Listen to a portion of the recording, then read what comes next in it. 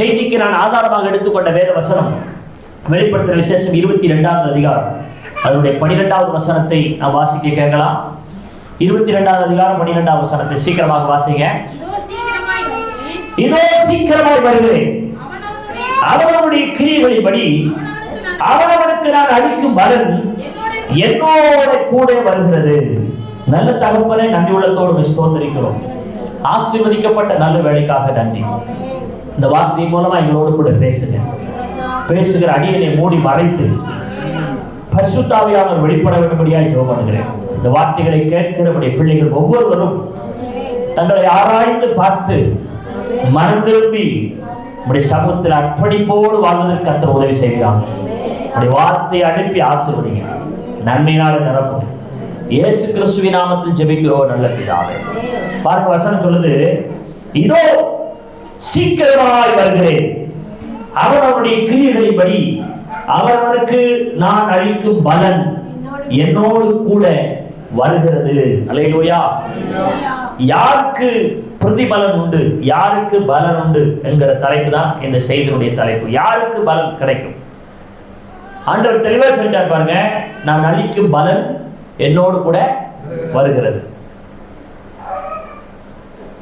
இந்த பலன் யாருக்கெல்லாம் கிடைக்கும் அப்படின்றது குறித்து அன்னைக்கு சில வசனங்களோடு கூட நான் உங்களிடத்தில் பேச போகிறேன். மத்திய எழுதின சுவிசேஷம் 16வது அதிகாரம் 27வது வசனத்தை நீங்க வாசித்து பாருங்க. Matthew chapter 16:27. மனுஷகுமாரன் தம்முடைய பிதாவின் மகிமை பொருந்தினவராய் தம்முடைய தூதரோடு கூட வருவார். அப்பொழுது அவனவனுடைய கிரியைகளுக்கு தக்கதாக அவனவனுக்கு பலன் அளிப்பார். அல்லேலூயா. அவனவனுடைய கிரியைகளுக்கு தக்க பலனை அவர் அளிப்பாராம். ஆண்டவராக இயேசு கிறிஸ்து சீக்கிரமாக வரப்போகிறார். எத்தனை பேர் விசுவாசிக்கிறீங்க? அவர் அவருடைய கிரியைகளுக்கு தக்க பலன் கட்டாயம் என்ன செய்யறாராம்? தருகிறவராக இருக்கிறார். கொண்டு வருவேன்னு சொல்லி இருக்கிறார். நன்மை விதைச்சா நன்மையை அறுக்கலாம், தீமையை விதைச்சா தீமையை அறுக்கலாம். வேதாகமத்தில் வாசிக்கும் போது நன்மைகளை செய்தவர்கள், நன்மைகளை விதைத்தவர்கள் நன்மைகளை மாத்திரமே அறுத்தார்கள். தீமைகளை விதைத்தவர்கள் தீமைகளை என்ன செஞ்சாங்க? அறுத்தாங்க. அல்லேலூயா. இப்ப இன்றைக்கும் கர்த்தர் நமக்கு கொடுக்கிற வார்த்தை, நாம் பலனை பெற்றுக் கொள்ளுகிறவர்களாக இருக்க வேண்டும். ஆண்டவராக இயேசு கிறிஸ்து வரும்போது உண்மையும் உத்தமமுள்ள ஊழியக்காரனே அப்படின்னு என்ன செய்யணும்? நம்மளை சொல்லணும். அந்த ஒரு வார்த்தைக்காக நம்ம வைராக்கியமா என்ன செய்யணும்? ஆண்டவருக்காக வாழ வேண்டிய ஒரு காலகட்டத்துக்குள்ள நம்ம வாழ்றோம். சரி, நம்பர் 1, யாருக்கு அவர் பலனை கொடுக்கிறார் என்றால் ஆதியாகமம் 15:1 நீங்க படிச்சு பாருங்களேன். ஆதியாகமம் 15 முதலாவது வசனம். இந்த காரியங்கள் நடந்த பின்பு கர்த்தருடைய வார்த்தை ஆபிரகாமுக்கு தரிசனத்திலே உண்டாகி அவர், ஆபிரகாமே நீ பயப்படாதே, நான் உனக்கு கேடகமும் உனக்கு மகா பெரிய பலனுமாய் இருக்கிறேன். அல்லேலூயா. ஆபிரகாமுக்கு ஆண்டவர் தரிசனமாகி ஆபிரகாமை பார்த்து ஆண்டவர் சொல்றாரு, நான் உனக்கு கேடகமும் உனக்கு மகா பெரிய பலனுமாய் இருக்கிறேன். அல்லேலூயா. அல்லேலூயா. அதுல பாருங்க, 17வது அதிகாரம் 1வது வசனத்தை நீங்க வாசிக்கும் போது ஆபிரகாமை குறித்து ஆண்டவர் சொல்றாரு, ஆபிரகாம் 99 வயதான போது கர்த்தர் ஆபிரகாமுக்கு தரிசனமாகி, நான் சர்வ வல்லமை உள்ள தேவன், நீ எனக்கு முன்பாக நடந்து கொண்டு உத்தமனாயிரு. அல்லேலூயா. அல்லேலூயா. அப்ப நம்பர் 1, உத்தமனாய் நம்ம நடக்கும் போது கர்த்தரே நமக்கு மகா பெரிய பலனாக இருக்கிறார். அவர் நமக்கு நல்ல பலன்களை கொடுக்கிற தெய்வமாக இருக்கிறார். எத்தனை பேர் விசுவாசிக்கிறீங்க? யாருக்கு பலன் கொடுக்கிறாரா? உத்தமமா நடக்கிறவங்களுக்கு. ஆபிரகாமை பார்த்து சொன்னார், நீ எனக்கு முன்பதாக நடந்து கொண்டு எப்படி இரு? உத்தமனாயிரு. அல்லேலூயா. நல்லா பாருங்க, ஆண்டவர் ஆபிரகாம் கிட்ட தெளிவா சொல்லிட்டாரு, நான் ஒரு குழந்தை என்ன செய்வேன்? கட்டாயம் தருவேன்ட்டார். ஆனா பாருங்க, வாழ்க்கையில் அவசரம். ஆபிரகாமுக்கு அவசரம் இல்லை, ஆனால் சாராளுக்கு அவசரம். எவ்வளோ காலம் தான் நம்ம இப்படியே வாழ்றது? நமக்கு ஒரு பிள்ளை கண்டிப்பாக வேணும் அப்படின்னு சொல்லி என்ன செய்கிறா? ஆகாரை கூட்டி கொண்டு வந்து ஆபிரகாமோட சேர்த்து வைக்கிறான். ஆகார் மூலமாவது எனக்கு ஒரு சந்ததி வரட்டும். ஆனால் கர்த்தர் சொன்னார், சாராள் மூலமாக தான் உனக்கு சந்ததி என்ன செய்யும்? உருவாகும். அல்லேலூயா. ஆனால் சாராள் அவசரப்பட்டு தன் மாமிசத்தில் என்ன செய்யறா? ஒரு முடிவு எடுக்கிறா. அதை நான் இதை வாசிக்கும் போது இப்படி யோசித்தேன், என்னதான் சாராள் அவசரப்பட்டு இந்த காரியத்தை சொன்னா கூட ஆபிரகாம் கடவுளுடைய சமூகத்துக்கு போய் அவன் கேட்டிருந்தா ஒருவேளை ஆண்டவர் என்ன செஞ்சிருக்க மாட்டாரு? இந்த ஆகார் என்கிற கேரக்டர் ஆபிரகாமுடைய வாழ்க்கையில வந்திருக்காரு. ஆமென். எத்தனை பேருக்கு புரியுது நான் சொல்றது? அல்லேலூயா. ஆபிரகாம் ஆண்டவருடைய சமூகத்துல போய் கேட்காததுனால, செபிக்காததுனால ஆகார் என்கிற ஒரு கேரக்டர் ஆபிரகாமுடைய வாழ்க்கையில வந்தது. ஆபிரகாமுடைய வாழ்க்கையில ஆகார் வந்ததுனால ஆகாருக்கு ஒரு பிள்ளை பிறக்குது. அவனுக்கு பேர் என்னது? இஸ்மவேல். அல்லேலூயா. இந்த இஸ்மவேலை குறித்து ஆபிரகாம் அதற்கப்புறம் தேவ சமூகத்திலே ஜெபிக்கும் போது ஆண்டவர் சொன்னார், அவனும் உன் பிள்ளை இருக்கிறதுனால அவனை நான் ஆசீர்வதிக்கிறேன். ஆனா அவன் கடைசி வரைக்கும் உனக்கு எப்படி தான் இருப்பான்? எதிரியா தான் இருப்பான், சத்ருவா தான் இருப்பான். ஆண்டவர் சொன்னாரா? நல்லா பாருங்களேன், ஆவிக்குரிய வாழ்க்கையிலே ஆவிகளிலே நம்ம வாழும்பொழுது, ஆவிக்குரிய வாழ்க்கையை நம்ம வாழும் பொழுது சில மாமிச சிந்தனைகளை பிசாசு என்ன செய்வான்? நம்ம வாழ்க்கையில கொண்டு வருவான். மாமிச பிரகாரமா முடிவெடுக்க, மாமிச பிரகாரமா தீர்மானம் பண்ண, மாமிச பிரகாரமா சில காரியங்களை செய்ய பிசாசுடைய சிந்தனைகளை என்ன செய்வான் அப்படின்னா அவன் திசை திருப்புவான். அல்லேலூயா. ஏன்னா ஆண்டவரிடத்திலிருந்து வருகிற ஆசீர்வாதங்களை நம்ம பெற்றுக்கொள்ள கூடாது என்பதுதான் அவனுடைய பிரதானமான நோக்கமாக இருக்கிறது. அல்லேலூயா சொல்லுங்களேன். அல்லேலூயா. சத்தமா சொல்லுங்க. இப்ப இந்த இடத்துல தான் பாருங்க, இந்த இடத்துல தான் இப்படி ஒரு சம்பவம் நடக்கும் போதுதான் ஆண்டவர் குறுக்கிட்டு ஆபிரகாம்கிட்ட பேசுறார். என்ன பேசுறார் பாருங்க. ஆபிரகாமே, நான் சர்வ வல்லமை உள்ள தேவன், நீ எனக்கு முன்பாக நடந்து கொண்டு எப்படி இரு? உத்தமமாயிரு. அல்லேலூயா. சத்தமா சொல்லுங்க. அல்லேலூயா. உத்தமனுக்கு தான் அவர் பலன் அளிக்கிற தெய்வமாக இருக்கிறார். அல்லேலூயா. பாவிகளுக்கு அப்ப பலன் வராது அப்படின்னா அது வேற மாதிரியான பலன் வரும். உப்பு தின்னவன் தண்ணி குடிக்கணும்ன்றது மாதிரி தவறு செய்யறவன் தண்டனைய அனுபவிச்சுதான் ஆகணும். இங்க நம்மளை தண்டிக்க தேவன் விரும்பல, நம்மை ஆசீர்வதிக்க தேவன் விரும்புகிறார். அப்ப நம்ம ஆசீர்வாதத்தை பெற்றுக்கொள்ள வேண்டுமே ஆனால் ஆண்டவருடைய பார்வையில் நீங்கள் நானும் எப்படி நடக்க வேண்டுமா? உத்தமமாக நடக்க வேண்டும். அல்லேலூயா. உத்தமனாய் நடந்து மனதார சத்தியத்தை பேசுகிறவன் என்ன செய்வானா? அவன் தான் தேவனுடைய கூடாரத்துல தங்குவான். அவனுக்கு தான் தேவனிடத்துல முக்கியத்துவம். அல்லேலூயா. ஆபிரகாமுக்கு அதனால ஆண்டவர் சொன்னாரு, நீ எனக்கு முன்பதாக எப்படி நட? உத்தமனா நட. இன்றைக்கு என் அன்பு தேவனுடைய பிள்ளைகளே, நாம் நம்மை ஆராய்ந்து பார்க்க வேண்டிய ஒரு அவசியம் இருக்கிறது. நான் என் வாழ்க்கையிலே, தனிப்பட்ட வாழ்க்கையில, என் குடும்ப வாழ்க்கையில நான் எப்படி உத்தமனா நடக்கிறேனா? என் பார்வை உத்தமமாக இருக்கிறதா? என் பேச்சு உத்தமமாக இருக்கிறதா? என் நடக்கை, என் நடத்தை உத்தமமாக இருக்கிறதா? தேவனை துக்கப்படுத்துகிற விஷயங்கள் என் வாழ்க்கையில் இருக்கிறதா? நாம் கொஞ்சம் என்ன செய்யணும்? சிந்திக்க வேண்டும். ஒருவேளை தேவனை துன்பப்படுத்துகிற துக்கப்படுத்துகிற காரியங்கள் அப்படி வாழ்க்கையில் இருக்குமே, ஆனா நம் கட்டாயம் மனம் திரும்புவதற்கான சந்தர்ப்பத்தை தேவன் என்ன செய்யறாரு? நமக்கு தருகிறார். அல்லேலூயா. ஆபிரகாமுக்கு கடவுள் கொடுத்தது போல இன்னைக்கு நமக்கு ஆண்டவர் சந்தர்ப்பத்தை என்ன செய்யறாரு? எத்தனையோ பிரசங்கத்தை கேட்டும் எத்தனையோ ஆலோசனைகளை கேட்டும் சிலருடைய வாழ்க்கையில சில விஷயங்களை விட்டு என்ன செய்ய முடியல, வெளியில வரவே முடியல. ஆண்டவர் சமூகத்தில் உபவாசம் பண்ணுங்க, காத்துருங்க, அந்த கட்டை உடைக்கும்படி ஆண்டவர்கிட்ட கெஞ்சுங்க, மன்றாடுங்க. கட்டாயம் அந்த அடிமைத்தனத்திலிருந்து ஆண்டவர் என்ன செய்வாரு? விடுதலையை தர வல்லமை உள்ளவராக இருக்கிறார். அல்லேலூயா. யோபு 1 அதிகாரம் 8வது வசனத்தை வாசிக்கும் போது யோபுவை குறித்து ஆண்டவரே சாட்சி கொடுக்கிறார். என்ன சாட்சி கொடுக்கிறாரு? உத்தமனும் சன்மார்க்கனும். யோபு போல யாருமே இல்லைன்னு ஆண்டவரே சாட்சி கொடுக்கிறார். அல்லேலூயா. சத்தமா சொல்லுங்களேன். வாசித்து பாருங்க. 1வது அதிகாரம் 8வது வசனத்துல ஆண்டவர் சாட்சி கொடுக்கிறார் யோபுவை குறித்து. கர்த்தர் சாத்தானை நோக்கி, என் தாசனாகி யோபின் மேல் கவனம் வைத்தாயோ? உத்தமனும் சன்மார்க்கனும் தேவனுக்கு பயந்து பொல்லாப்புக்கு விலகுகிறவனுமாகிய அவனை போல பூமியில் ஒருவனும் இல்லை. அல்லேலூயா. யார் இதை சொன்னது?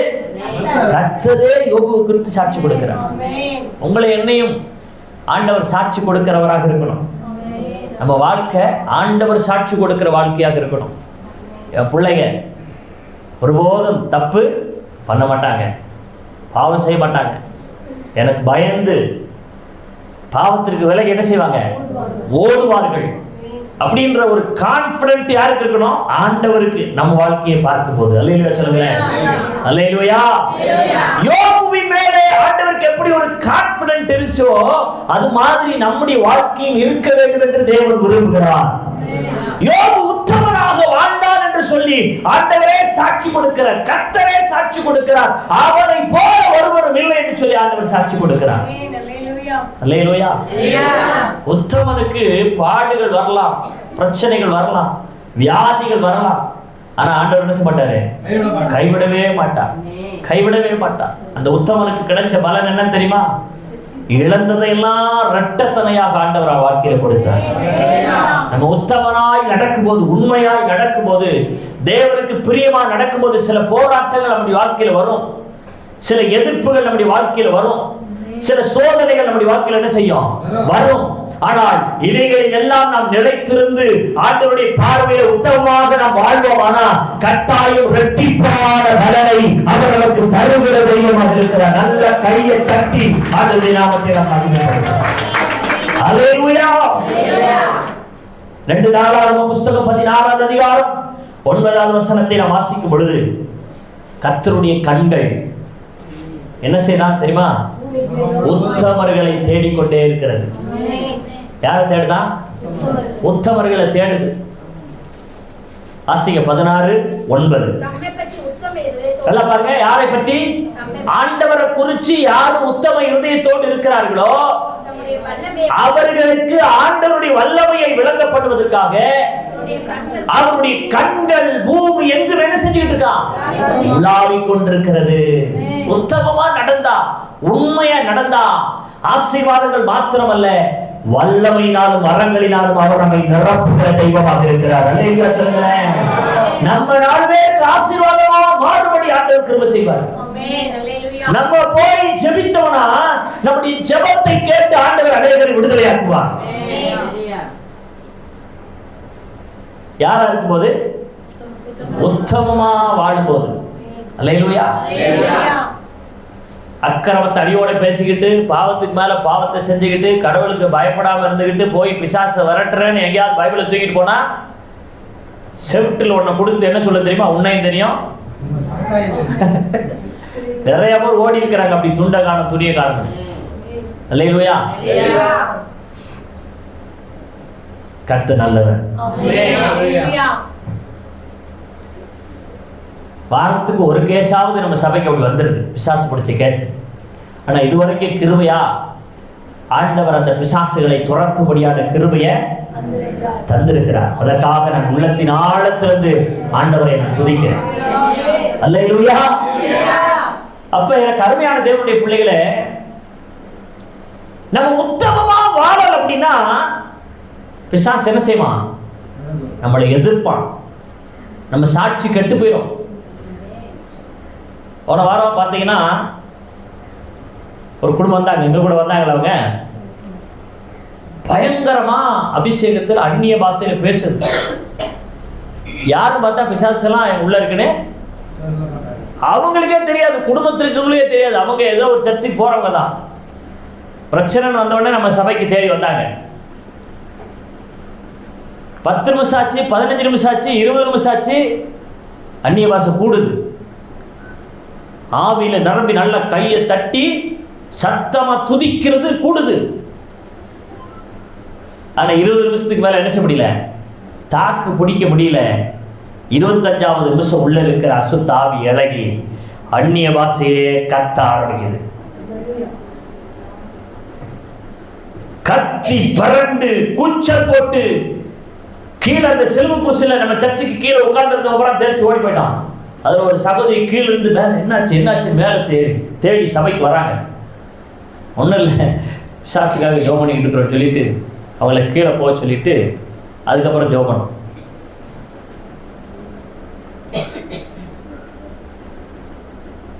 அந்த சகோதரிக்கு அற்புதமான விடுதலையை ஆண்டவர் கொடுத்தார். அந்த குடும்பத்தை அழிக்க, அந்த குடும்பத்தில் யாரையாவது ஒருத்தரை கொன்று விட வேண்டும் என்று சொல்லி அந்த குடும்பத்துக்கு எதிராக ஏவி விட்ட ஏவல். சில பேர் இந்த ஏவலை செய்வனையெல்லாம் என்ன செய்ய மாட்டாங்க, நம்ப மாட்டாங்க. சில போதகர்கள் கூட அதை போதிக்கிறத நான் கேள்விப்பட்டிருக்கிறேன், கேட்டிருக்கிறேன். பில்லு சூனியெல்லாம் ஒன்றும் கிடையாதுங்க, செய்வனையெல்லாம் ஒன்றும் கிடையாதுங்க. இந்த செய்வனைகளையும் பில்லு சூனியங்களையும் நான் நிறைய பார்க்கிறதுனால அப்படி ஒரு விஷயம் இருக்குன்னு நான் நம்புறேன். பைபிள்ல ஆண்டவர் சொல்லி வச்சிருக்கிறார். அல்லேலூயா. இஸ்ரவேலுக்கு விரோதமா சொல்லுங்க, வசனத்தை சொல்லுங்க. யாக்கோபுக்கு விரோதமா மந்திரம் இல்ல, இஸ்ரவேலுக்கு விரோதமா உண்மையான தேவனுடைய பிள்ளைக்கு விரோதமா தான் மந்திரமும் இருக்காது, குறி சொல்லுதலும் இருக்காதுன்னு பைபிள் சொல்லுது. அப்ப உண்மையா தேவனோட கூட உத்தமமா வாழாதவங்களுக்கு என்ன இருக்கு? செய்யற மந்திரமும் தந்திரமும் பில்லு சூனியும் கண்டிப்பா அவங்களை பாதிக்கும்.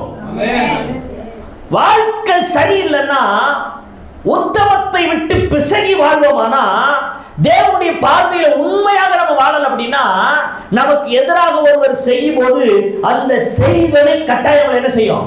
பாதிக்கும். பாதிக்கும். நம்ம தேவனோட நடந்தா கர்த்தர் நமக்கு வேலையா இருப்பார். புரியுதா உங்களுக்கு நான் சொல்றது? அல்லேலூயா. எனக்கு தெரிஞ்ச அருமையான ஒரு ஊழியக்காரர், நான் ஏற்கனவே உங்களுக்கு சொல்லியிருக்கிறேன், வல்லமையாய் ஊழியம் செய்தவர், நிறைய கட்டுகளை உடைத்து ஜெபம் பண்ணினவர், நிறைய பிசாசு பிடித்தவர்களுக்காக உபவாசம் பண்ணி ஜெபம் பண்ணி விடுதலை வாங்கி கொடுத்தவர். கடைசியில் அவரை காலி பண்ணுறதுக்கு, அவரை க்ளோஸ் பண்ணுறதுக்கு அவருக்கு எதிராக செய்வனைய செஞ்சு அனுப்பிட்டாங்க. கடைசியில் அவருடைய வாழ்க்கை மறிக்கும் தருவாய் அவருடைய வாழ்க்கையில் வந்துச்சு.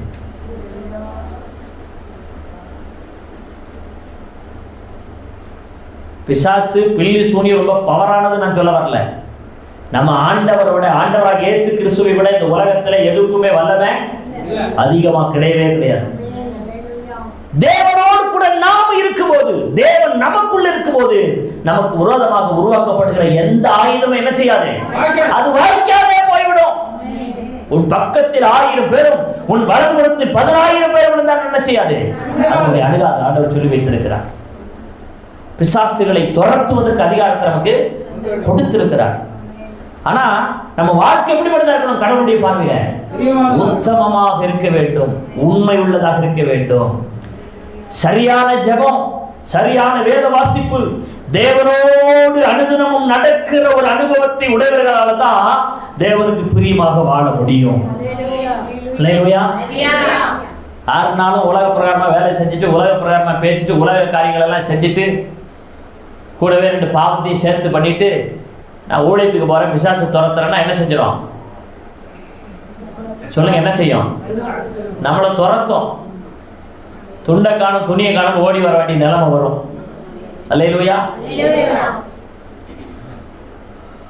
அருமையான ஒரு சகோதரன், வாலிப சகோதரன், அவங்க அப்பா பாஸ்டரு, அந்த தம்பியும் பாஸ்டரு. கொடைக்கானல் பகுதியில், கொடைக்கானலுக்கு கீழே பூலத்தூர் அப்படின்ற ஒரு ஊர் இருக்குது, கேள்விப்பட்டிருக்கீங்களா?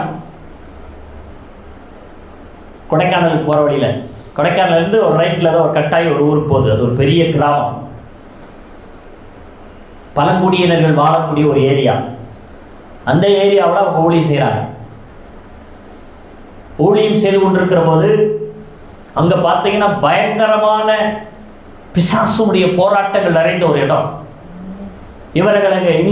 அவர்கள் அங்கே ஊழியம் செய்து கொண்டிருக்கிற போது அந்த பிசாசினால தாக்கப்பட்டு அவருடைய மனைவியால் நடக்க முடியாதபடிக்கு 2 கால்களும் செயலிழந்து போனது. இந்த கண்டிஷன்ல அவங்களுடைய சொந்த ஊர், அந்த பிள்ளையினுடைய ஊர் பாளையம். கடைசியில்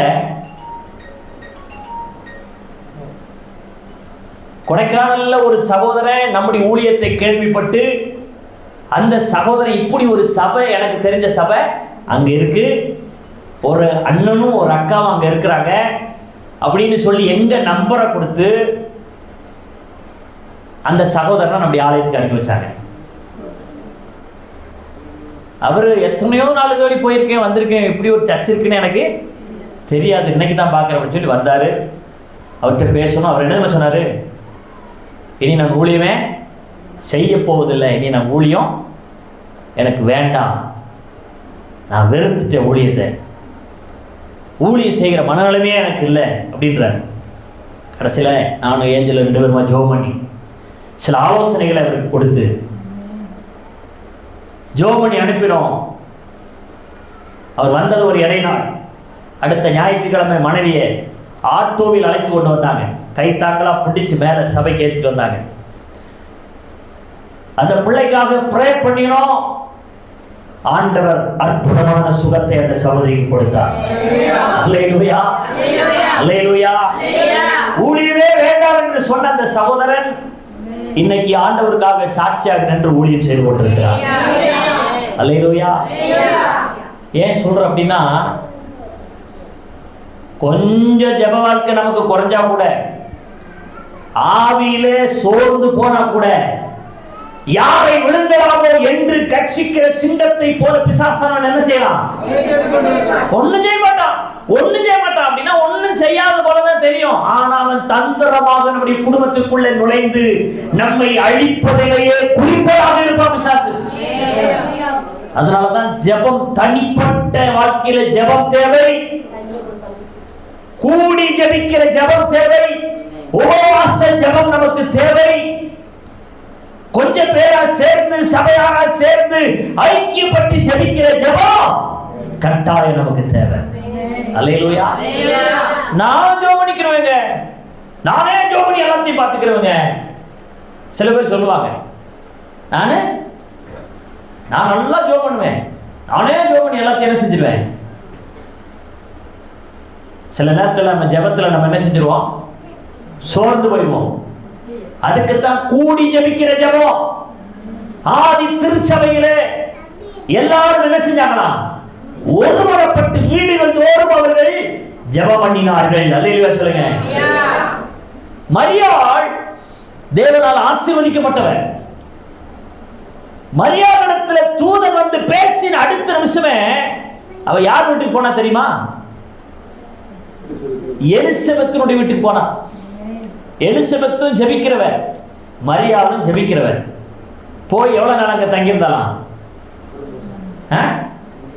3 மாதம் அங்கே எலிசபெத்தினுடைய வீட்டில் தங்கியிருந்தா.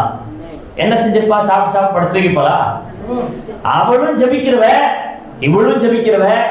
2 பேரும் அந்த குடும்பமாக அவர்கள் சேர்ந்து தேவ சமூகத்தில் ஜெபித்திருந்திருப்பார்கள். அப்போ ஒரு ஆவிக்குரிய ஐக்கியம் வேண்டும் என்பதற்காக தான் பாருங்க, மரியாள் இங்கிருந்து என்ன செய்யறா? எலிசபெத்தினுடைய வீட்டுக்கு போகிறா. அல்லேலூயா சொல்லுங்களேன். அப்ப என்ன ஐக்கியம் நமக்கு ரொம்ப முக்கியமா இருக்கணும்? ஆவிக்குரிய ஐக்கியம் கட்டாயம் நமக்கு தேவை. நானே எல்லாத்தையும் ஜெபம் பண்ணி சரிப்படுத்திக்கிறவன் சில பேர் இருப்பாங்க. அப்படி இருக்கவே கூடாது. நமக்கு கட்டாயம் நம்மை தாங்கி ஜெபிக்கிற ஒரு ஐக்கியம் நமக்கு என்ன செய்யணும்? இருக்க வேண்டும். எங்கே என் நாமத்தின் நிமித்தம் 2-3 பேர்கள் ஒருமனப்படுகிறீர்கள், அங்கே நான் உங்கள் நடுவில் என்ன செய்றேன்? இருக்கிறேன். ஆண்டவர் சொல்லி இருக்கிறார். அப்ப 2-3 பேரை சேர்ந்து நம்ம ஜெபிக்கும் பொழுது அந்த ஜெபத்திற்கு வல்லமை உண்டு. எத்தனை பேர் விசுவாசிக்கிறீங்க? அந்த ஜெபம் கேட்கப்படுகிறது. 2-3 பேர்கள் ஒருமனப்படுகிற போது அந்த இடத்துல தேவன் இறங்கி வருகிறார், அந்த ஜெபத்துக்கு பதில் கொடுக்கிறார், அற்புதம் நடக்கிறது. அல்லேலூயா. அதனாலதான் அந்த ஐக்கிய ஜெபம் நமக்கு கட்டாயம் தேவைப்படுது.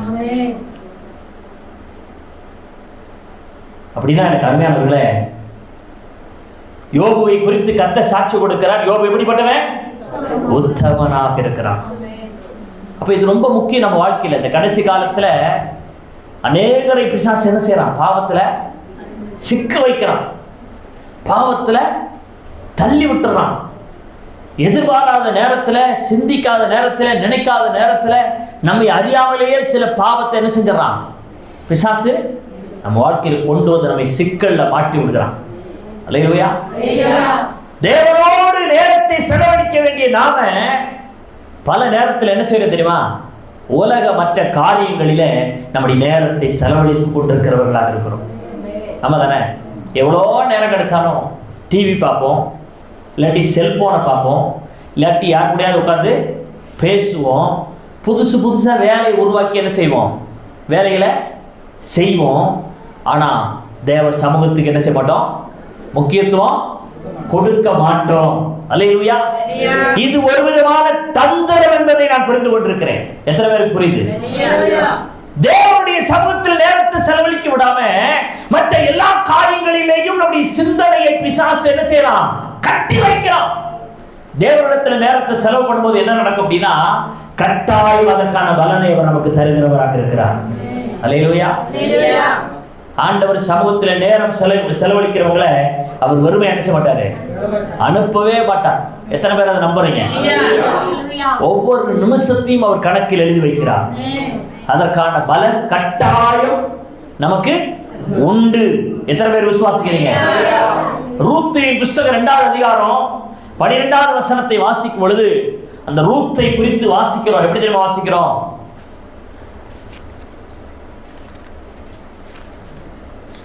வாசித்து பாருங்களேன். ரூத்துவின் புஸ்தகம் 2வது அதிகாரம்.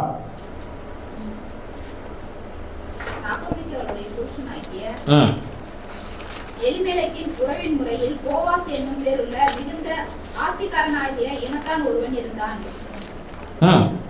மோவாபியாகிய ஸ்திரீயான ரூத் என்பவள் நகோமியை பார்த்து, நான் வயல்வெளிக்கு போய் யாருடைய கண்களில் எனக்கு தயை கிடைக்குமோ அவர் பிறகே கதிர்களை பொறுக்கிக் கொண்டு வருகிறேன் என்றாள். அதற்கு இவள், என் மகளே போ என்றாள். சிஸ்டர் 2வது அதிகாரம் 12வது வசனம் பாருங்களேன். உன் செய்கைக்கு தக்க பலனை கர்த்தர் உனக்கு கட்டளையிடுவாராக. இஸ்ரவேலின் தேவனாகிய கர்த்தருடைய செட்டைகளின் கீழ் அடைக்கலமாய் வந்த உனக்கு அவராலே நிறைவான பலன் கிடைப்பதாக. அல்லேலூயா சொல்லுங்களேன். நல்லா பாருங்க. இவருடைய வாலிப வயசுல கணவன் என்ன செஞ்சிட்டா? இழந்துட்டா. கணவன் இல்லை, ஒரு வாலிப வயசு. இவன் உலக பிரகாரமா என்ன செய்யல? தன்னுடைய வாழ்க்கைய வாழ நினைக்கல. இவனுடைய சந்தோஷம் தான் முக்கியம் நினைச்ச என்ன செய்யல? இவன் வாழல. எல்லாவற்றிலையும் அடக்கம் உள்ளவளாக, எல்லாவற்றிலையும் நல் ஒழுக்கம் உள்ளவளாக, கடவுளுடைய பார்வையில இவள் உத்தமமா வாழ்ந்தபடினால இவள் வாழ்க்கையில என்ன செஞ்சாராம்? ஆண்டவரே மிகுதியான பலனை இவளுக்கு கொடுத்தாராம். அல்லேலூயா. போவாஸ் அப்படின்னா ஆண்டவராக இயேசு கிறிஸ்துவுக்கு சமமாக அவர் இருக்கிறார். அல்லேலூயா சொல்லுங்களேன். அல்லேலூயா. பெர்குவன்சியா கூட ஒரு பாட்டு பாடிக்கிறார். போவாஸ் போவாஸ் போர்வையால் என்ன செய்ய என்ன மூடுமையா. அல்லேலூயா. இங்க பாருங்க, சிதறி போகாத வாழ்க்கை, உலக பிரகாரமான வாழ்க்கை வாழாத வாழ்க்கை, கடவுளுக்கு பிரியமா வாழ தன்னை அர்ப்பணித்துக் கொண்டதுனால இந்த ரூத்துடைய வாழ்க்கை கட்டப்பட்டது. இந்த ரூத்துடைய வாழ்க்கை ஆசீர்வதிக்கப்பட்டது. என்ன சொல்றார் பாருங்க, உன் செய்கைக்கு தக்க பலனை கர்த்தர் என்ன செய்வாரு, உனக்கு கட்டளையிடுவாராக. இஸ்ரவேலின் தேவனாகிய கர்த்தருடைய செட்டைகளின் கீழ் அடைக்கலமாய் வந்த உனக்கு அவராலே நிறைவான பலன் கிடைப்பதாக. கிடைச்சுட்டா கிடைக்கல அவளுக்கு? அல்லேலூயா. எப்படிப்பட்ட ஒரு வாழ்க்கை அவளுக்கு கிடைச்சிச்சு பாருங்களேன். எந்த தோட்டத்துல போய் நெல்ல பிறக்கிட்டு இருந்தாலோ அந்த தோட்டத்துக்கே சொந்தக்காரியாய் மாறுபடி கர்த்தர் அவள் வாழ்க்கையை உயர்த்தினார். நல்ல கையை தட்டி ஆண்டவரோட மகிமைப்படுத்தலாமா? காரணம் என்ன? இப்படிப்பட்ட ஒரு வாழ்க்கை அவளுக்கு கிடைக்கிறதுக்கு காரணம் என்ன? அவ உத்தமமா வாழ்ந்தா, ஊதாரித்தனமா வாழல, உலகத்துல நடக்கிறது போல வாழ்க்கையில நடத்த விரும்பல. நினைச்சிருந்தா என்ன செஞ்சிருக்கலாம், வாழ்ந்திருக்க முடியும். ஆமா தானே? இன்னொரு மருமகள் இருந்தா, மாமியார் அழைத்து பேசும்போது ரொம்ப சந்தோஷமா போச்சு. ஏன்னா எதிர்பார்த்துக்கிட்டு இருந்தா. என்ன செஞ்சுட்டா, மாமியாருக்கு ஒரு முத்தத்தை போட்டு ஓடிய போயிட்டா. அவளை பத்தி அதுக்கப்புறம் ஒண்ணுமே பைபிள் இல்லை. அல்லேலூயா. ஆனா ரூத்தை பத்தி ஆண்டவர் என்ன செஞ்சிருக்கிறாரு, இங்க எழுதி வைத்திருக்கிறார். அல்லேலூயா. ஏன்னா ரூத்துடைய வாழ்க்கை கடவுளுக்கு முன்னாடி எப்படி இருந்துச்சு, உத்தமமா இருந்துச்சு. அவ மனம் போன போக்குல என்ன செய்யல, வாழல. அப்படி வாழ்ந்திருந்தா அவளுக்கு ஒரு நல்ல லைஃப் என்ன செஞ்சிருக்காது, கிடைச்சிருக்காது. இன்னைக்கு நிறைய பேருடைய வாழ்க்கையில கஷ்டங்கள் வேதனைகள் வருவதற்கு காரணம் என்னன்னு பார்த்தீங்கன்னா, ஆண்டவருக்கு முன்னால தன்னுடைய வாழ்க்கையை உண்மையா என்ன செய்யறது இல்லை, ஒப்பு கொடுப்பதில்லை, உண்மையா வாழ்றது இல்லை. கடவுளை தெரிஞ்சுக்கிட்டதுக்கு அப்புறமாவது நம்முடைய வாழ்க்கை எப்படிப்பட்ட வாழ்க்கையாக இருக்கணும், அவருடைய பார்வையில் உண்மையான வாழ்க்கையாக இருக்கணும். அல்லேலூயா. நீங்க எத்தனையோ மனைவிமார்கள் கணவனுக்கு துரோகம் பண்றாங்க, கணவன்மார்கள் மனைவிக்கு துரோகம் பண்றாங்க. நடக்குதா இல்லையா? இன்னைக்கு நடக்குது. உலகம் அப்படி கெட்டு போய் சீர்குலைஞ்சு போய் கிடக்குது. கூடவே இருக்கிற கணவனை மனைவிமார்களுக்கு அழகா தெரிய மாட்டேங்குது. கூடவே இருக்கிற மனைவியை கணவனுக்கு என்ன செய்ய மாட்டேங்குது, அழகா தெரிய மாட்டேங்குது. ஏன்னா பிசாசு என்ன செய்யறான், பிசாசு என்ன செய்யறான், வஞ்சிக்கிறான். பிசாசு வஞ்சிக்கிறான். யோசேப்பு பாவம் செய்கிறதுக்கான சந்தர்ப்பம் அவனுக்கு கிடைச்ச போது என்ன செஞ்சானா, பாவத்தை உதறி தள்ளிட்டு அவன் ஓடினான். இத்தனை பெரிய பொல்லாங்கை என் தேவனுக்கு உதவாக நான் எப்படி செய்வது என்று சொல்லி அவன் பாவத்திற்கு என்ன செஞ்சானா, விலகி ஓடினான். அவன் பாவத்துக்கு விலகி ஓடினதுனால அவனை விட்டுறல, செய்யாத குற்றத்தை அவன் மேல சுமத்தி சிறையில கொண்டு போய் அடைச்சாங்க. ஆமா தானே? அல்லேலூயா. செய்யாத குற்றத்தை அவன் மேல சுமத்தினார்கள். போத்திபாருடைய மனைவி சொன்னா, இந்த யோசேப்பு என்னிடத்துல தவறாக நடக்க முயற்சி செஞ்சான். என்ன ஆதாரம்? இந்த பாருங்க, அவனுடைய வஸ்திரம் என் கையில் இருக்கு. ஆதாரத்தை காண்பிச்சா. ஆனாலும் பாருங்க, அவன் கடவுளுடைய பார்வையில் உத்தமமாக நடந்ததுனால சிறைச்சாலையில் அடைக்கப்பட்டிருந்தாலும் அந்த சிறைச்சாலையிலேயும் அந்த அதிகாரியுடைய கண்களில் தயவை கர்த்தர் அவனுக்கு ஏற்படுத்தினார். அல்லேலூயா. நம்ம மேல சும்மா கூட பழி சுமத்தலாம், ஆனா நம்முடைய வாழ்க்கை கடவுளுடைய பார்வையில உத்தமமாக இருக்குமே. ஆனா பழி சுமத்தினவர்களே ஒரு நாள் என்ன செய்வாங்க, கலக்கம் அடைவார்கள். தப்பு பண்ணிட்டேன் அப்படின்னு யோசிக்க ஆரம்பிப்பாங்க. அல்லேலூயா சொல்லுங்களேன். அல்லேலூயா. அந்த யோசேப்புக்கு கிடைச்ச பலன் என்ன? அவருக்கு கிடைச்ச பலன் என்ன? அந்த தேசத்துல கர்த்தர் அவனை உயர்த்தினார். அந்த தேசம் அனைத்திற்கும் அவனை அதிகாரியாக, ஒரு தலைவனாக ஆண்டவர் அவனை நியமித்தார். பாருங்க. அல்லேலூயா. ஆகவே கருமையான தேவனுடைய பிள்ளைகளே, நம்முடைய வாழ்க்கையில நாம் உத்தமமாக உண்மையாக நம்ம வாழும் பொழுது சில பாடுகள், கஷ்டங்கள், தோல்விகள், பிரச்சனைகள் எல்லாம் கூட வரலாம். இதை கண்டு சோர்ந்து போய்விடக் கூடாது. இன்னும் நம்ம உத்தமத்தில் நிலைத்திருக்கும் பொழுது கர்த்தர் நமக்கு இரட்டிப்பான நன்மைகளை வைத்திருக்கிறார். அல்லேலூயா. சில நேரத்தில் நம்ம உண்மையா நடக்கும் போது, உண்மையா ஜெபிக்கும் போது, உண்மையா பக்தியா நம்ம நடக்கணும்னு நினைக்கும் போது சில பேர் கிண்டல் கேள்வி எல்லாம் பண்ணுவாங்க. பெரிய நீதிமானு, பெரிய உத்தம, இவன் வாழ்க்கை பற்றி எனக்கு தெரியாதாக்கும், முன்னாடி இவன் எப்படியெல்லாம் வாழ்ந்தான்னு எனக்கு ஊருக்கே தெரியுமே அப்படின்லாம் கூட என்ன செய்வாங்க, சில நேரத்தில் கிரிட்டிசைஸ் பண்ணுவாங்க, நம்மளை குற்றப்படுத்த நினைப்பாங்க.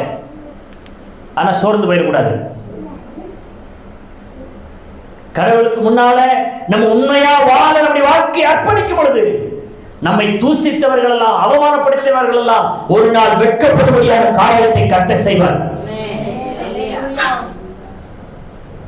இந்த யோசேப்பை குழியில தூக்கி போட்டது காரணம் என்ன தெரியுமா? மற்ற எல்லா சகோதரர்களை பார்க்கலையும் எப்படிப்பட்டவனா இருந்தான்? உத்தமனா இருந்தான், உண்மை உள்ளவனா இருந்தான். சகோதரர்கள் செய்யற தப்பு போனா போய் யார்கிட்ட சொல்லி கொடுத்துருவான்? அப்பாட்ட சொல்லி கொடுத்துருவான். அதனால கூட பிறந்தவங்களுக்கு இவன் என்ன செய்யாது, பிடிக்காது. என்னடா நம்மளை எப்ப பார்த்தாலும் போய் என்ன செய்யலாம், தகப்பேட்ட போய் போட்டு கொடுத்துட்றானே, தகப்பேட்ட போய் குறை சொல்லிடுறானே, இவனை சும்மா விடக்கூடாதுன்னு சொல்லி என்ன செஞ்சாங்க, இவனை அடிச்சு குழியில தூக்கி போட்டாங்க. குழியில போட்டா கூட தப்பிச்சு வந்துடும் சொல்லி என்ன செஞ்சுட்டாங்க, வித்துட்டாங்க. அல்லேலூயா. யோசித்து பாருங்களேன். அந்த சகோதரர்கள் ஒரு நாள் எங்க வந்து நின்றாங்க? யோசேப்புக்கு முன்பதாக தலை வணங்கி நின்றார்கள். தலை வணங்கி நின்றார்கள். யோசேப்பு கடைசி வரைக்கும் உத்தமத்தில் நிலைச்சிருந்ததுனால பாருங்க, வெட்கப்படுத்தினவர்கள் இவருக்கு முன்பதாக வந்து தலை குனிவடி கர்த்தர் கிருபை செய்தார். இன்னைக்கு உங்களை காயப்படுத்துறாங்களா, வேதனைப்படுத்துறாங்களா, கண்ணீர் சிந்த வைக்கிறாங்களா, செய்யாத குற்றத்தை உங்கள் மீது சுமத்தி கொண்டிருக்கிறார்களா, கலக்க வரையாதீங்க. நீங்கள் உண்மையா இருந்து பாருங்க, நீங்கள் உண்மையா தேவனுக்காக வாழுங்க, உத்தமத்தில் நிலைச்சிருங்க. உங்களை கடந்தடிக்கிறவங்க, துக்கப்படுத்தினவங்க, துன்பப்படுத்தினவங்க ஒரு நாள் உங்க பட்சத்தில் வந்து நிற்பாங்க, உங்க உதவியை தேடி வந்து நிற்பாங்க. அப்ப நீங்க யார் என்பதை ஆண்டவர் புரியப்பா. அல்லேலூயா, அல்லேலூயா. ஆகையினால கருமையானவர்களே, நம்முடைய செய்கைகளுக்கான பலனை கர்த்தர் தான் நமக்கு தருகிறவராக இருக்கிறார். ஆமா தானே? எத்தனை பேர் நம்புறீங்க? உண்மையா உத்தமமா நம்ம வாழும்போது, யோபனுடைய மனைவி சொன்னா, இன்னும் நீ உத்தமத்துல நிலைத்திருக்கிறாயோ, தேவனை தூசித்து என்ன செய்ய, சீவரம். இன்னுமா நீ சர்ச்சை போயிட்டு இருக்கிற, இன்னுமா நீ ஜெபம் பண்ணிட்டு இருக்கிற, போய் தான் பார்க்குற, உனக்கு என்னதான் நடக்குது? ஜெபிக்க உனக்கு என்னதான்? என்ன பாரு, உன்ன மாதிரி தான் நானும் இருக்கிறேன், என்ன மாதிரி தான் நீ இருக்கிற. நீ சர்ச்சுக்கு போறதுனால ஒரு பெரிய ஆளா நீ வளர்ந்துடல, பெரிய ஆளா ஆகிடல. அல்லேலூயா. சொல்றாங்களா அப்படி? சொல்றாங்களா அப்படி? இங்க யோபு பார்த்து அப்படிதான் சொன்னா மனைவி, நீ இன்னுமா உயிரோட உத்தமத்தில் இன்னுமா நிலைச்சிருக்க நினைக்கிற? ஒரே ஒரு தடவை என்ன செய்ய, தேவனை தூசித்து ஜீவனை விட்டு. அல்லேலூயா. எனக்கு அருமையானவர்களே, யோபு கடைசி நிமிஷம் வரைக்கும் தன் நாவினால கூட என்ன செய்யலையா, அவர் பாவம் செய்யவே. சில நேரத்தில் நம்ம கூட என்ன செஞ்சிடும், உபத்திரம் வரும்போது, பாடுகள் வரும்போது, நெருக்கப்படும் போது வாயினால ஈஸியா என்ன செஞ்சிடும், இவருக்கு கண்ணு இல்லையா, காது இல்லையா, என் ஜபத்தையெல்லாம் கேட்க மாட்டாரா, நான் இவ்வளோ கஷ்டப்படுறேனே, நான் இவ்வளோ உபத்திரவப்படுறேனே, இப்படியெல்லாம் நான் கஷ்டப்பட வேண்டி இருக்குதா, இதுக்காகவா நான் இந்த சர்ச்சுக்கு போனேன், இதுக்காகவா நான் இயேசுவை ஏற்றுக்கொண்டேன், இதுக்காகவா இந்த இயேசு என்னை ரட்சித்தார் அப்படின்னு சொல்லி பல நேரத்தில் என்ன செய்யறோம், அவரை நம்ம காயப்படுத்தி விடுகிறோம். ஆனால் யோபு பாருங்களேன், தன் நாவினால கூட தேவனை என்ன செய்யலவன், அவன் தன்னை சபித்து கொண்டான், தன் பிறந்த நாளை சபிச்சான். அல்லேலூயா. ஆனா தேவன் என்ன செய்யலவன், குறை சொல்லவே இல்லை. தேவனுடைய கரத்தில் நன்மை அனுபவித்த நாம தீமையை அனுபவிக்க வேண்டாமா? மனைவியை சொன்னான், பைத்தியக்கார் பேசுவதை போல பேசாத. கடைசி வரைக்கும் அவன் உத்தமத்தில் உறுதியாக நிலைத்திருந்தபடினாலே அவன் வாழ்க்கை மாறினது. கடவுள் அவனை உயர்த்தினார், எல்லாவற்றையும் இரட்டிப்பாக கடவுள் அவனுக்கு கொடுத்தார். இன்னைக்கு உங்க வாழ்க்கையில உத்தமத்தில் நினைச்சிருக்கும் போது, உண்மையாய் வாழ ஒப்பு கொடுக்கும் பொழுது, என்ன வந்தாலும் யார் என்ன சொன்னாலும் தேவனுக்காக நான் வைராக்கியமா நிற்பேன், ஆராதனை மிஸ் பண்ண மாட்டேன், கடவுளுடைய சமூகத்துக்கு முக்கியத்துவத்தை கொடுப்பேன், உலக சடங்காச்சாரங்களுக்கு முக்கியத்துவம் கொடுக்க மாட்டேன், நான் தேவனுடைய வார்த்தைக்கு முக்கியத்துவம் கொடுப்பேன்னு சொல்லி வாழ்க்கையை அர்ப்பணித்து பாருங்க. உங்க வாழ்க்கையில் நீங்கள் எதிர்பாராத நன்மைகளை எல்லாம் அவர் கொண்டு வந்து தருகிற தெய்வமாக இருக்கிறார். அல்லேலூயா, அல்லேலூயா. ரூத்துடைய வாழ்க்கையை பாருங்க, கர்த்தர் அவளை ஆசீர்வதித்தார். வயல்வெளியில நெல் கதிர்கள் எல்லாம் அறுத்து சுமந்து கொண்டு போகும்போது சில நெல் கதிர்கள் என்ன செய்யுமா, செதறி கீழே விழுவோம். அப்ப வாழ்க்கை எப்படி இருந்து கொஞ்சம் சிந்திச்சு பாருங்களேன். எவ்வளவு வறுமை, எவ்வளவு கஷ்டம். அந்த வயல்வெளியில போய் அந்த நெல் கதிர்களை, சிந்தப்பட்டிருக்கிற அந்த கதிர்களை பெருக்கும்படி என்ன செய்வாளாம், வயல்ல போவாளாம். அவ பெருகிட்டு இருக்கிறத பார்த்து அந்த ஓனர் என்ன செய்வாராம், இன்னும் கொஞ்சம் எக்ஸ்ட்ரா சிந்த விடுங்க. எப்படி ஆண்டவருக்காக நம்ம வைராக்கியமா வாழும்போது சில பேருடைய கண்களில தயவு கிடைக்க கர்த்தர் கிருபை செய்வார். ஏதாவது ஒரு வழியில நமக்கு உதவிகள் என்ன செய்யும், வந்து கொண்டே இருக்கும். இவங்கெல்லாம் நமக்கு செய்வாங்களா அப்படின்னு நினைச்சுக்கிட்டு இருக்கிற போது அவங்க மூலமா என்ன செய்வாரு, சில காரியத்தை நமக்கு வாசலை திறப்பார். யாரையெல்லாம் நம்ம எதிரியா பார்த்துக்கிட்டு இருக்கிறோமோ அவங்க மூலமா சில ஆசீர்வாதங்கள் என்ன செய்வாரு, கடவுள் நமக்கு தருவார். எத்தனை பேர் விசுவாசிக்கிறீங்க? இங்க பாருங்க, ஒரு பெரிய ஓனர் இவள் பொறுக்கி கொண்டிருக்கிறதை பார்த்த போது சிலவற்றை என்ன செய்யுங்க, சிந்த விடுங்க. வேணும்னே சிந்த விடுறாங்க. பிறக்குனா எவ்வளோ கிடைக்கும் போது, கொஞ்சம் தானே கிடைக்கும். ஆனால் இவ பிறக்கிட்டு வந்ததில் நிறைய கிடைச்சிருந்துருக்கு. ஏன்? எக்ஸ்ட்ரா சிந்த விட்டதுனால. அல்லேலூயா சொல்லுங்க. சில நேரத்தில் கர்த்தர் நமக்கு சில நன்மைகளை சிலர் மூலமா சிந்த விடுவார். விசுவாசிக்கிறீங்களா? ஆனால் நம்ம வாழ்க்கை எப்படி இருக்கணும், அவர் பார்வையில் உண்மையா இருந்தா போதும். அவர் பார்வையில் உத்தமமாக நம்ம நடக்கும் போது நமக்கான ஆசீர்வாதங்களை அவர் தருகிறவராக இருக்கிறார். சிலது கிடைச்ச உடனேயே வாழ்க்கை மாத்திரக்கூடாது. சில பேருக்கு சில விஷயங்கள் கிடைச்ச உடனே கொம்பு முளைச்சிரும், வாழ்க்கை மாறிடும், பேச்சு மாறிடும், உடை மாறிடும், நட மாறிடும், யாரையும் மதிக்கிறது கிடையாது. ஒரு சின்ன சின்ன காரியங்கள் வாழ்க்கையில் நடந்த உடனே பெருசா என்னத்தையும் சாதிச்சிட்டது மாதிரி எல்லாரும் எடுத்தெறிஞ்சு என்ன செய்யறது, உனக்கு என்ன தெரியும், உனக்கு ஒன்றும், எல்லாம் எனக்கு தான் தெரியும், எல்லாம் எனக்கு தான். இருக்காங்களா இல்லையா? வாழ்க்கையில கொஞ்சம் முன்னுக்கு வந்துட்டா போதும், கொஞ்சம் பச்சை பிடிச்சிட்டா போதும், யாரையும் பெற்றவங்களை கூட மதிக்கிறது கிடையாது. பெத்த தாய் தப்பனுக்கு கொடுக்க வேண்டிய கணத்தை கொடுக்கறது கிடையாது. சகோதரர்களுக்கு கணத்தை கொடுக்கறது கிடையாது. வயசானவங்களுக்கு என்ன செய்யறது இல்லை, கணத்தை கொடுக்கறது கிடையாது. ஏன்? கொஞ்சம் பச்சை பிடிச்சிருச்சான். இவளுக்கு சிலதை கிடைச்ச உடனே இவ வாழ்க்கை என்ன செய்யல, இவ மாத்திர கடைசி வரைக்கும் உத்தமமா நினைச்சிருந்ததுனால எந்த தோட்டத்தில் எந்த வயல்ல சிலதை பறக்கி கொண்டிருந்தாலோ அந்த தோட்டத்துக்கு எஜமானியாக கர்த்தர் அவள் வாழ்க்கையை மாற்றினார். சிலது கிடைச்ச உடனே நம்ம மாறிடக்கூடாது. அப்பயும் நம்ம நிலைத்து உண்மையாய் வாழும் பொழுது ஆண்டவர் அதற்கு மேலான ஆசீர்வாதத்தை நமக்கு வைத்திருக்கிறார். அல்லேலூயா. அதற்கு மேலான பலனை ஆண்டவர் நமக்கு வைத்திருக்கிறார். எத்தனை பேர் அதை நம்புறீங்க? ஆகினால எனக்கு அருமையானவர்களே, இன்றைக்கு ஒரு தீர்மானத்தை நம்ம எடுப்போம். என்ன வந்தாலும் சரி, நான் என் உத்தமத்திலிருந்து என்ன செய்ய மாட்டேன். யார் என்ன கோவப்படுத்தினாலும் நான் கெட்ட வார்த்தை என்ன செய்ய மாட்டேன். இருக்கீங்களா? சொல்லுங்க எல்லாரும். இருக்கீங்களா? இனி யார் என்ன எரிச்சல் படுத்தினாலும் கோபப்படுத்தினாலும் எனக்கு விரோதமாக யார் என்ன காரியத்தை செஞ்சாலும் நான் எப்படி இருப்பேன்? எப்படி இருப்பேன்? உத்தமமா உண்மையா வாழ்வேன். என் வாய் என்ன செய்யாது, மீறாது. நான் தேவனுக்கு விரோதமான காரியத்தை செய்ய மாட்டேன். அவரை நான் துக்கப்படுத்த மாட்டேன். ஏன்னா மனுஷன் என்ன பார்க்கிறானோ பார்க்கல, யார் என்ன பார்க்கறது? யோசேப்பு சொன்னான், இந்த வீட்டில் என்னையும் உன்னையும் தவிர வேற யாருமே இல்லை. நினைச்சா பாவம் செஞ்சிருக்கலாம். ஆனா எல்லாத்தையும் பார்க்கிறவர் யாரு? நமக்கு மேல இருக்கிறாரு. அவர் எல்லாவற்றையும் காண்கிற தெய்வமாக இருக்கிறார். இந்த எண்ணம் நமக்குள்ள வந்துட்டாலே நம்ம யாருக்கும் எந்த கெடுதலும் எந்த பாவத்தையும் செய்யவே மாட்டோம். ஆமா தானே? சத்தமா சொல்லுங்க. அல்லேலூயா. தம்மை பற்றி உத்தம இருதயத்தோடு இருக்கிறவர்களுக்கு தம்முடைய வல்லமையை விளங்க பண்ணும்படியாக கர்த்தருடைய கண்கள் பூமி எங்கும் என்ன செஞ்சுட்டு இருக்கான். ஆண்டவரை பார்க்கிறாரு பார்க்கிறாரு பார்க்கிறாரு. ஒவ்வொரு நிமிஷமும் நம்ம சிந்திக்கும் பொழுது பாவத்திற்கு விலகி வாழ்கிறவர்களாக இருப்போம்.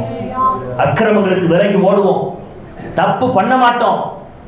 தேவனுக்காக உண்மையாக நிலைச்சு நிற்க ஆரம்பிச்சிருவோம். அல்லேலூயா.